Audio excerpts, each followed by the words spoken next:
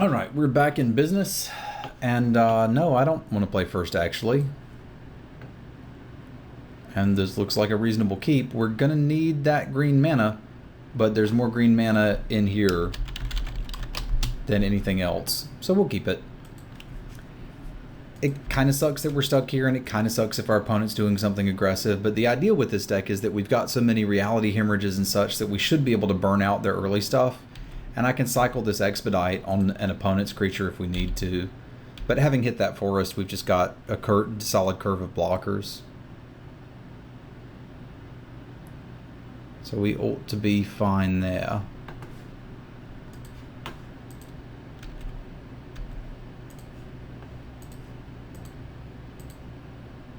Oh, cool.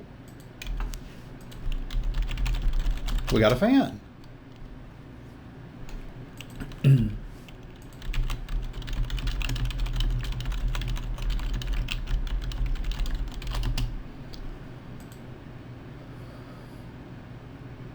So if we have to, we can expedite his dude. We can't block or anything, because this is essentially a 3-4 for a little while. Well, that puts it out of range of Hemorrhage. We don't have many effective ways of getting rid of it, but we can draw a blocker. So the question is, do I want to cycle an Expedite? I can't actually do much with the card that I draw, because the only thing we could really draw is 2-drops and cast them. And the 2-drops that we have don't actually do anything to affect this board state. A Baloth Pup doesn't trade for that, and a Kozilek Sentinel will no longer block it. The reason I'm saying not to is if we think we're going to live long enough that we might draw Zada, we probably could do it there, but I don't actually think we're going to live long enough that we might draw Zada, so I'm going to burn it.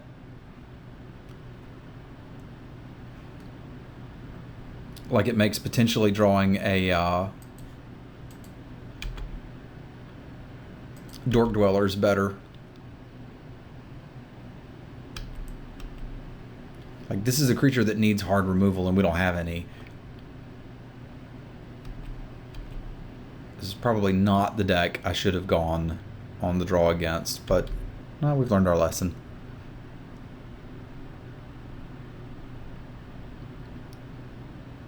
The Ranger can eventually block it.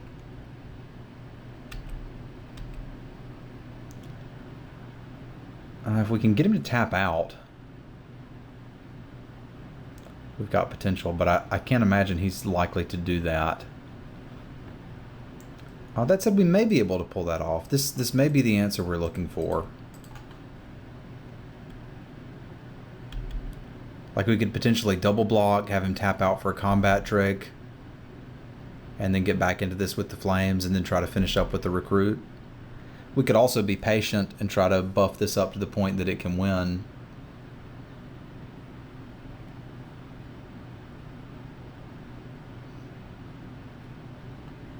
Oh, wow, somebody else went deep. Okay. 4-color shenanigans. I can't really say much about it. So if I double block, a lot of bad stuff can happen to me. So I think I'm going to take another 3 to 4. Bant colors aren't known for their reach, and we're trying to play for a long game.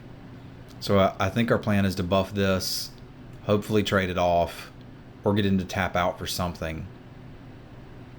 If he taps out, I will snap flames for 3. If he doesn't, we'll just make this a 5/5 and see if we can get some work done that way.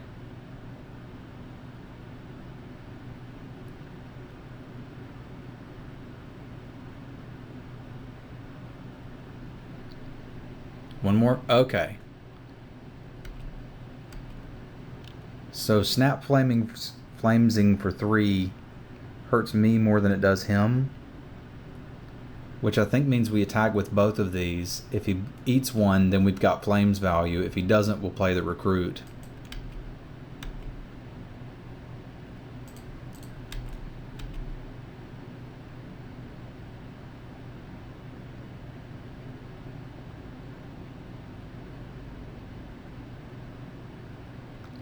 Like, if he's just going to take the damage, that's fine too.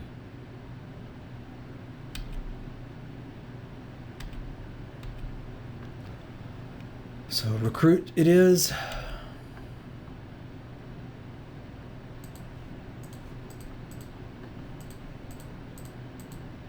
And we can play the Dark Dwellers and give it haste. So that's 8 damage that's pretty difficult for him to block next turn.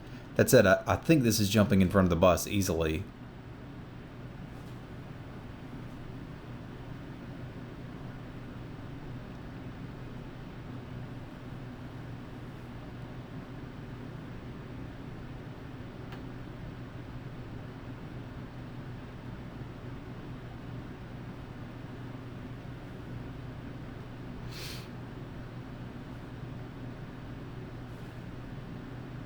Okay, that was some unnatural aggression there.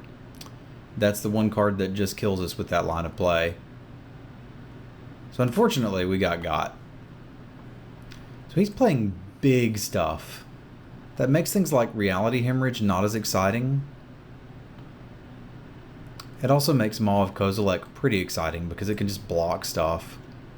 It's like the Baloth Pup, again, isn't really doing much here to trade with his stuff.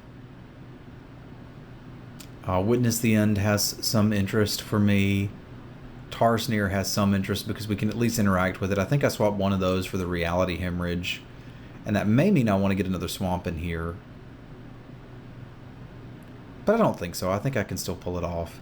Like, the idea is we can use this in combat to interact with some of his stuff. It's also flashable back by the Dark Dwellers, so it does things and stuff. Could cut the Expedite, but it's still too cute. Do I want a combat trick too?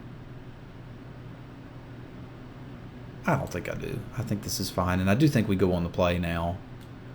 Like his deck is too aggressive. This is a fine start. It's not beautiful, but we'll take it.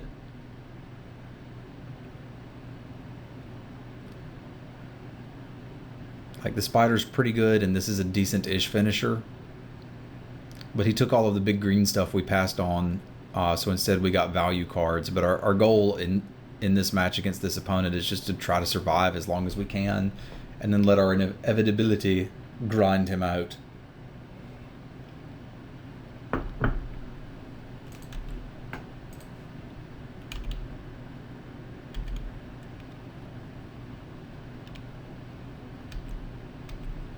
Yeah, see, Maul looks pretty good here. We can never activate it, but I'm fine with it just being a 2/5 that sits there forever.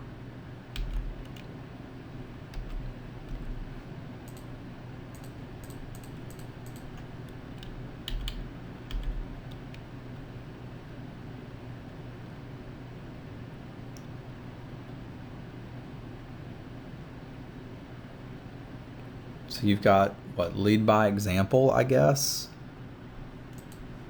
Okay. I'm not scared of your flyers, so if you want to use a trick to get rid of my spider, I guess we're pretty happy with that.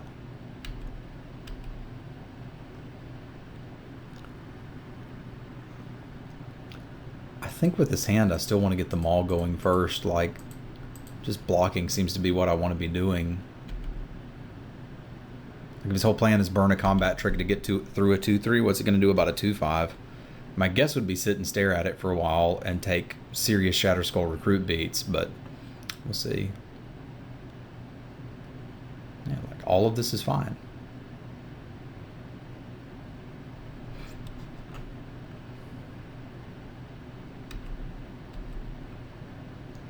Ranger would have been a good play last turn, but we can play it next turn and pump it. I think I just want to get the recruit going because it can actually start attacking. But we can go ahead and... we can't drop it and pump it, can we? No, but I can play it and hold the land and then pump it, which is fine. And this can attack now, which I like.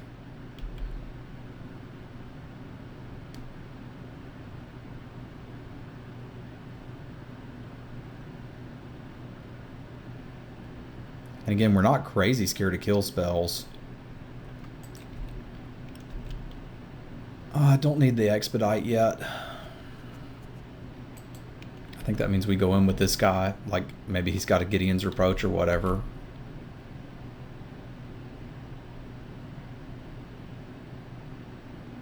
Maybe he takes the damage.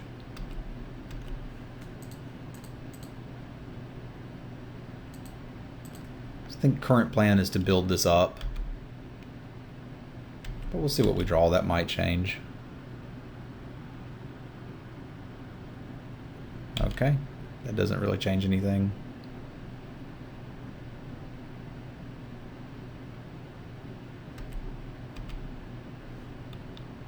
I can do that and play the Sentinel. Alright.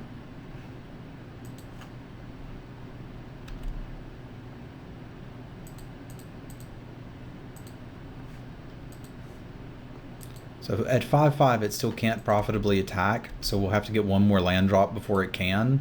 But until then, we've got beats coming. Like, he can double block it and trade it for a land, which doesn't seem great for us until you realize that this is going to eventually get big enough to attack through the wall, and most of our deck is about shenanigans getting crap back from the graveyard. So like, this is fine. If he wants to trade it for his land, I'm perfectly happy with that. Like, yeah, I think I'd rather eat the 3/3. Because, sure, he can derp and gain some life.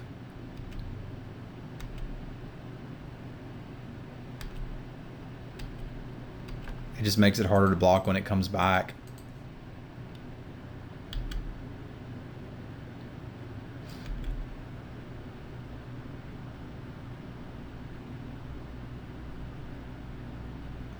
It's probably for a Royal Spout. Oh, or for Noyandar. I mean, that's another thing you could have. So we can expedite, draw a card. See if that changes our line. I don't think it's going to change much from make this guy giant and attack with it, but then I get really scared of a Royal Spout. But I think we're still going to do that.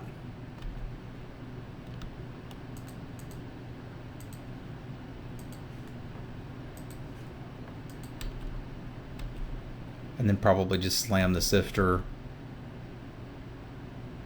and see what's up.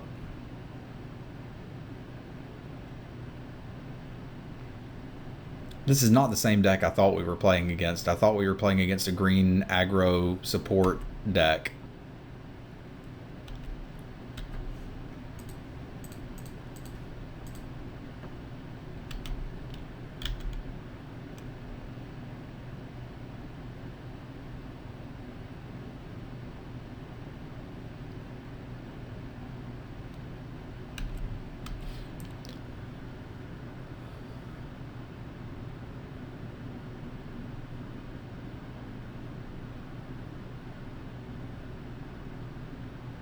Okay, that is a real card.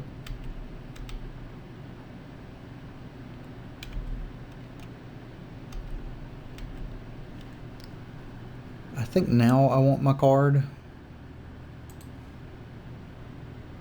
Yeah, I may as well cast it on his dude, because like, what's he gonna do? Kill his own guy?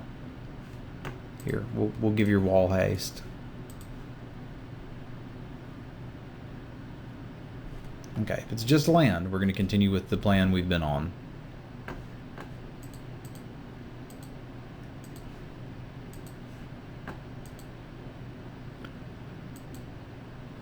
Like what? Maybe his last card is a reproach, but I mean, I think we still keep hitting with the big thing. That's what it's here for.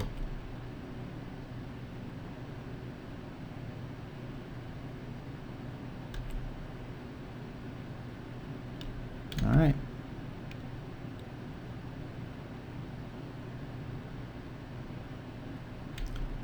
We can conceivably start attacking with the Maw as well. Because we do have one pump on it. So it threatens to at least trade for anything. I'm not super excited about trading for the Seed Guardian, where he just gets a token back, but it's not the end of the world. I was going to say we've got to deal with that. Noyandar is probably long-term more annoying, but we don't get attacks otherwise. Like, if I don't kill this, we have to stop attacking. So I think I'm going to kill that Spawnbinder Mage.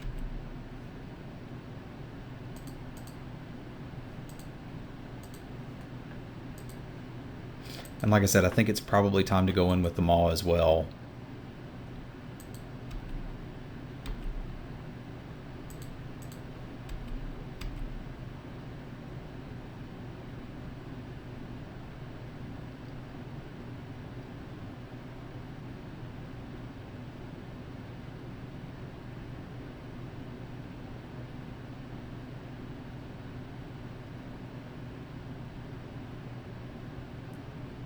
Okay, so we can just let that happen and let him keep his Seed Guardian. Or we can trade off for it now.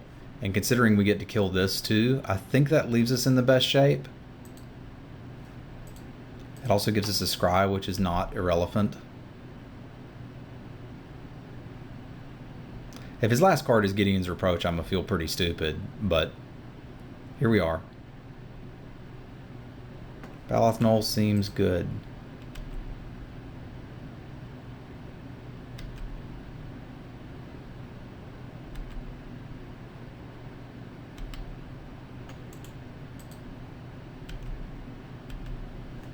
And I still think we kill the tapper. Although maybe we try to grind through the tapper with the Baloth Knoll, because we're going to get back the Recruit and potentially the Maw. And Noyandar is probably the thing that long term is most likely to beat us. Okay, I've talked myself into it. He is too annoying. Now that I know I've got a Knoll coming, you can tap my big thing. We'll just play more big things. Plus, if you're tapping that, you're leaving yourself basically dead to the rest of the stuff we've got.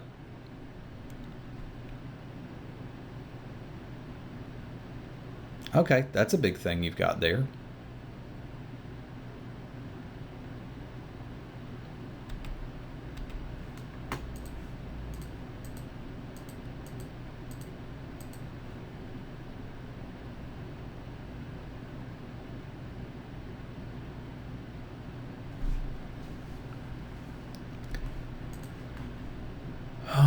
Maul can at least... Well, Maul doesn't really do much now, but the Shatter Skull Recruit certainly does. That gives us an offense, and the Spider is something I can at least play this turn, so we'll do that. We don't have a great way to deal with that Birthing Hulk. It kind of leaves me in a situation where, like, killing the Noyandar might not have been the right move.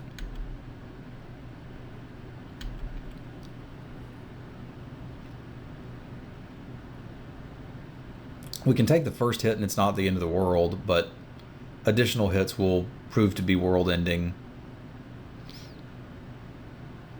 Okay, we can trade for that. If he's not attacking with it, we're pretty comfortable, though.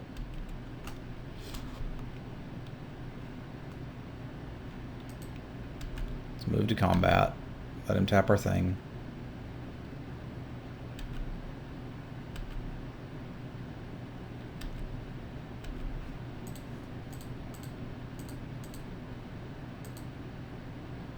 And I mean, making this bigger isn't going to hurt. It can get out of hand.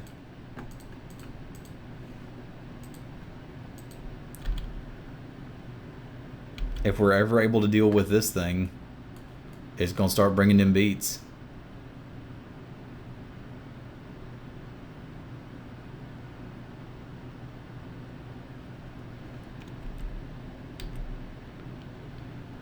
Radiant Flames for 2 actually does a lot on this board. It takes out his tokens, and it takes out this guy. We could do it for 3. What do we lose? We lose our Spider? I don't like losing our Spider. I could consider attacking... Well, yeah, I think we might attack with the Catacomb Sifter.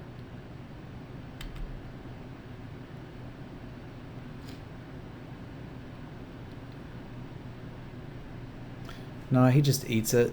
That doesn't help me. So I think I do like Flames for 2.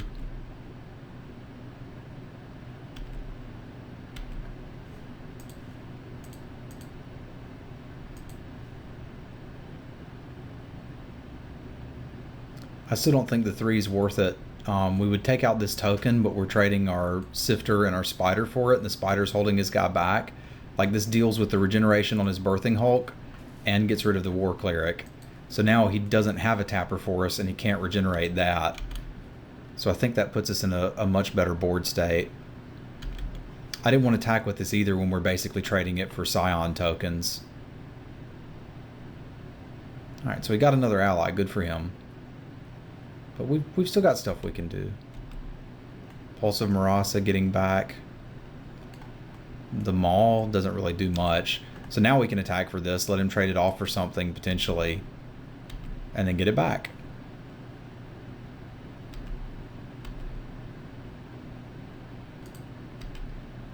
It also makes us pretty eager to trade off that Balothnol at some point in the future.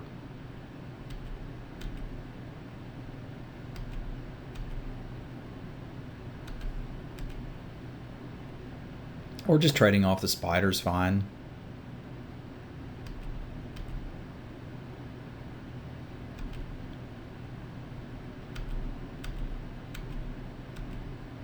Hemorrhage doesn't do a whole lot on its own. I think we can go with the Balothnol now, because with him not having the regeneration and us having the pulse, we're pretty interested in getting that back.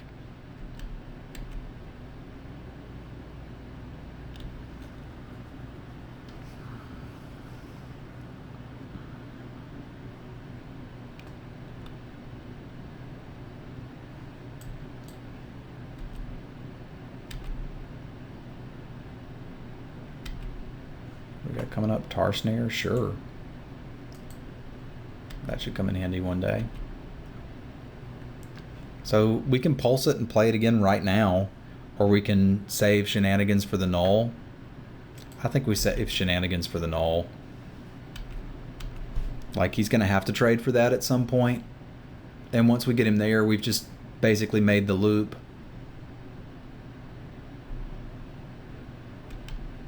Okay, that needs to die.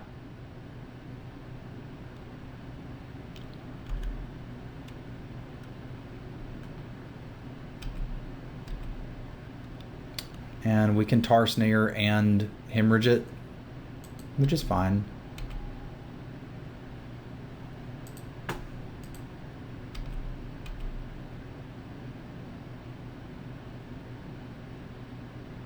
Punt, he says.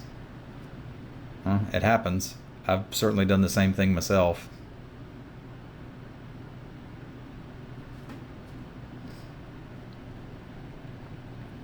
Alright. Chumps. I can dig it. Alright, let's just kill this while I think we can.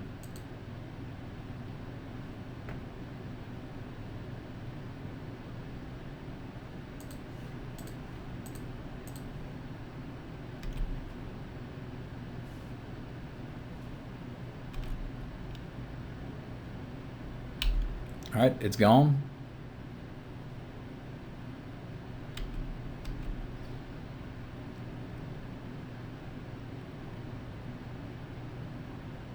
Feel pretty good about our plan to bring in the Maw.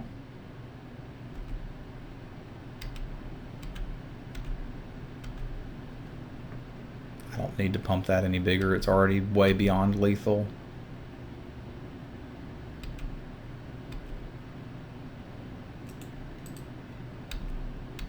That's lethal unless he has something. Okay, he doesn't. So the Tar Snare's good. He's got a couple must kills. Nguyen actually doesn't look that great in his deck. He's got Vines of Recluse. We didn't see any other instance besides that, in this game at least. So like there's a possibility that Nguyen Dar is sort of like Mizada, and that there's a potential combo, but it doesn't do a whole lot. That game we again saw that Baloth Pup is not looking particularly good, and Witness the End looks like it would be okay, although going on the draw I like spells that don't affect the board considerably less. That's not a place where we necessarily want Altar's Reap. Tears of Valakut is not exactly what we're going for. I mean, he has a couple targets for it, but he may have more. Like, taking out a McKindy Aeronaut isn't super exciting. Could play it over the Expedite, but I still like that as an enabler for the Dark Dwellers. Like, being able to play that with haste is pretty cool, as well as drawing the card. And then the combo with Zada, I think that justifies its inclusion. I might want to lower the curve a little bit unless in case he has an aggressive start. But no, I still feel like I like all of these cards. Let's run it back. One more for all the mobbers. And there are a lot of mobbers. Well, this is fine. Obviously hitting a black land would be good, but I'm not going to be sad about having 2 drops. Format defining all-star Canopy Gorger.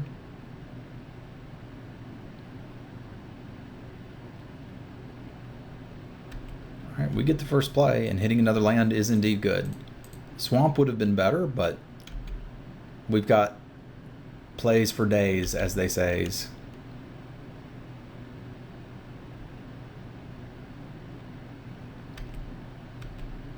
And the Ranger, which was good last game.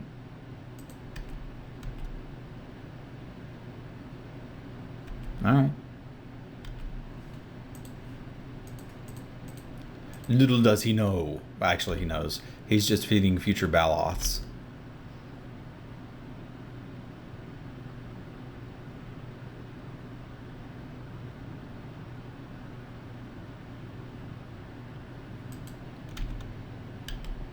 Alright, I'll take it. It's not exactly the droid we needed, but it does let us leave up Hemorrhage, which isn't going to kill much that he plays here, but it could.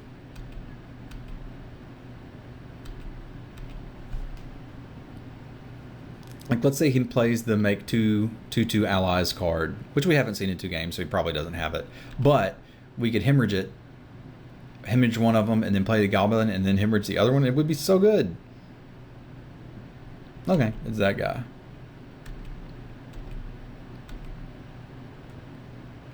So options here include, but not limited to, hemorrhage his face, and then play this for value, and hemorrhage him again. But I mean, if I have to just play it, I have to just play it. And it's possible we hit another tap land, which would suck. But now we've technically got a double block if we want it.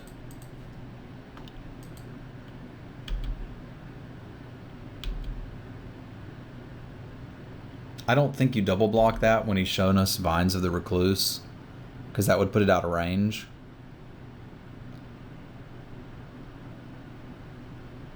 Well, I do if he taps out first. Oh, I definitely don't now. That's just the, hey buddy, I've got Vines of the Recluse in hand. Alright, so let's see what we want to do here. I can't cast the Gorger. I can make this a 5/5. To beat the Vines of the Recluse, it's going to have 6 toughness. Which means if I play this and pump, I've got a 5/5 that can block, and then I can hemorrhage after blocks. We are going to have to deal with the 3/3. But we can deal with a 3/3 at some point in the future. So I think this is probably where I want to go. Play this, pump that. I mean, although the Catacomb Sifter allows me to do the same thing and get some scries, so maybe that's just better.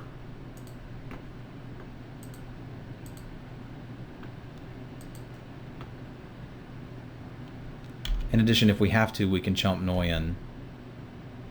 I don't want to, but we could.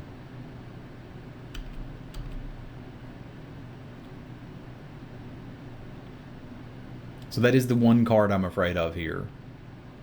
But we'll see. There might be more. If he plays like a shoulder to shoulder, it could be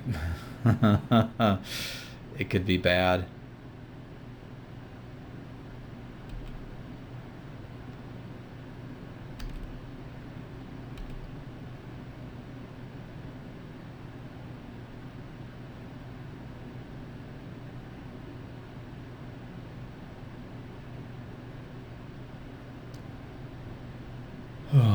He is getting to live the dream here for sure.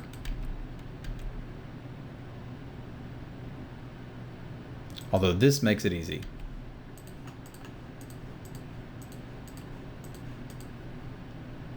Do I actually need to do all that? Let's say Gideon's Reproach is this, and then cast the thing. So he'd kill the 3-power thing, and then I'm dealing 2, 4, 5, 6. Yeah, I still have to do all of these things, which is not good. But here we are.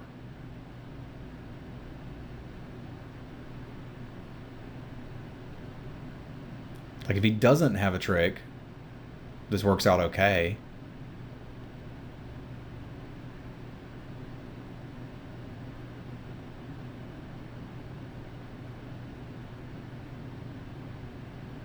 Okay, no trick is good. Multiple scries are good. All right. I mean, scry 2 is better than 2 scry 1s, but I'll take it. Pulse of Marasa, that seems like a card I want. Especially when we're potentially going to buy it back with the Dark Dwellers.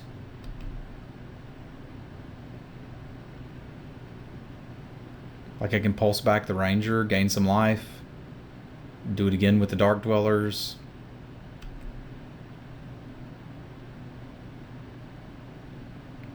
He is going in the make one thing giant. Which, again, we don't have a super good answer for. And Hemorrhage isn't doing anything, but we can pulse back this guy and play it and get a scry. We can pulse back the Spider and play it. That doesn't give us gang blocking opportunities, which is really what I want. So I'm trying to decide if we just Hemorrhage face here, and I don't think there's any value in that. We can block this with a Scion, pulse back something off of the Scion, get the Ranger back potentially. And then if we draw a land, play the Ranger and pump the Ranger? That doesn't work. We would need 8 mana to do that, and we won't have it. But this lets us leave up the Pulse and the Hemorrhage again. And potentially if he attacks with Noyan, we double block it and then Hemorrhage it out. Okay. This gives us a plan. It's not a terrific plan, but it's a plan. Because building that Ranger up to be able to deal with his ginormous lands is probably something we're interested in. I still have a hard time believing he'd attack with Noyan here, but that would be annoying.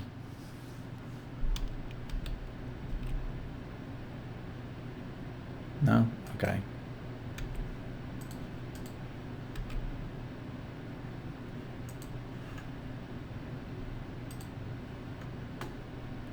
The Invoker's okay too, but it just uses too much mana. And I think we've got time to do this. Forest lets me slam a Gorger, which currently does trade with that. So, okay. We'll take it. And if he kills it, we'll just pulse it back.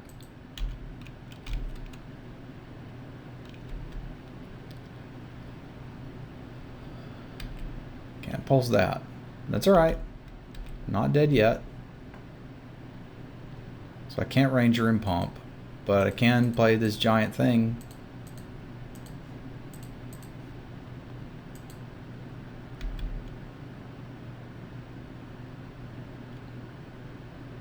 I'm still scared to death of his pump spell, but maybe we can grind out of this.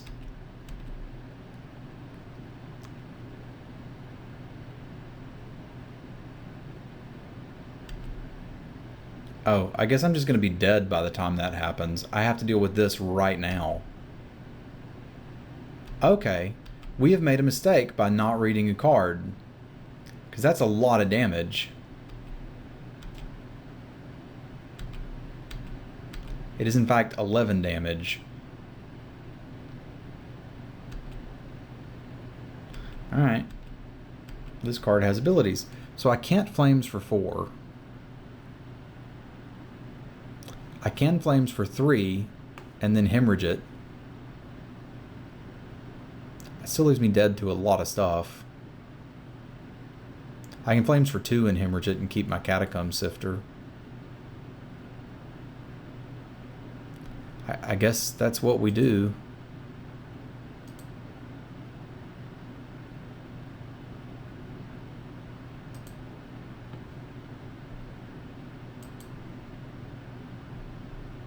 Like if he's got the one card that we've been scared of the entire game, which is his reach spell, we lose. The good news is if he doesn't have it, we're not only still playing Magic, we're probably in a decent spot. Because if we can rebuy that Pulse with this... Okay, he had it. That, I believe, is game. I didn't have an opportunity to kill this last turn, even though I didn't necessarily see that he could just launch these in the air and kill me with them.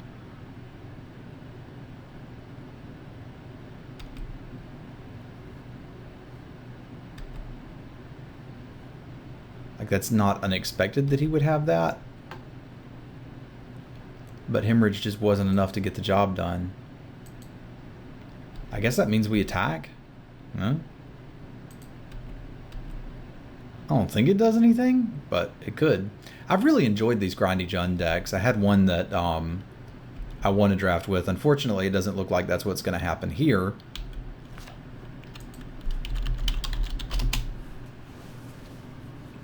As I can't imagine he doesn't just send the force in the air and kill us, so I'll preemptively good games him. Good games, Gnarlid. Also, while we're finishing up here, shout out to Aiden, who said he saw me on stream and came over and checked out I've done that backwards. He saw me on one of these videos and then came over and checked out the stream. I would suggest you do that too if you like what you see here.